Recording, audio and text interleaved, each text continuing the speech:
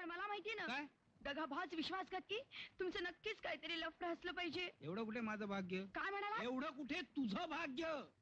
हे जर सगळं खरं असतं तर तुझ्या फालतू बडबडीला अर्थ आला नसता काय? फालतू बडबड? हा एवढा मोठा पुरावा माझ्या हातात असून सुद्धा. काय तुझा पुरावा? एवढा मोठा केस तुझाच असेल तो. परवा तुम्हाला नाही म्हणाली तुझे केस हल्ली फार गळतात म्हणून? त्यातलाच असेल तो. हा माझा केस नाहीये. हा नक्कीच तुमच्या ऑफिस मधल्या स्टेनोचा असणार. वेळी एक तर आमच्या ऑफिस मध्ये स्टेनो नाहीच आहे आणि बाई तर नाहीच नाही. हसता का? नाही, हसत- बऱ्या बोलाने सांगा, कोण होती ती सटवी?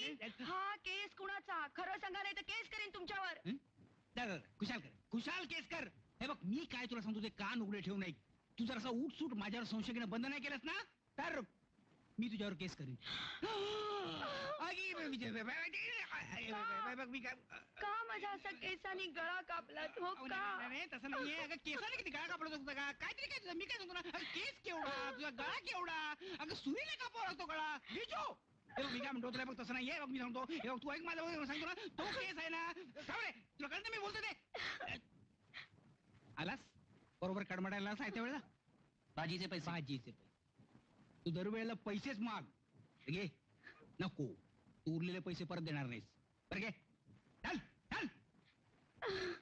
बिजू हे बिजू बिजू संध्याकाळी मी ऑफिसहून परत आलो ना की पण बाहेर फिरायला जाऊया. मी नाही येणार तुमच्या बरोबर. जा तुम्ही. जाऊया ना. असं काय करतेस? जा म्हणते ना. बघितलं पगार आम्हाला लागलं तरी मी तुला सांगत होतो की अशी फेकाफेकी कधी करू नकोस.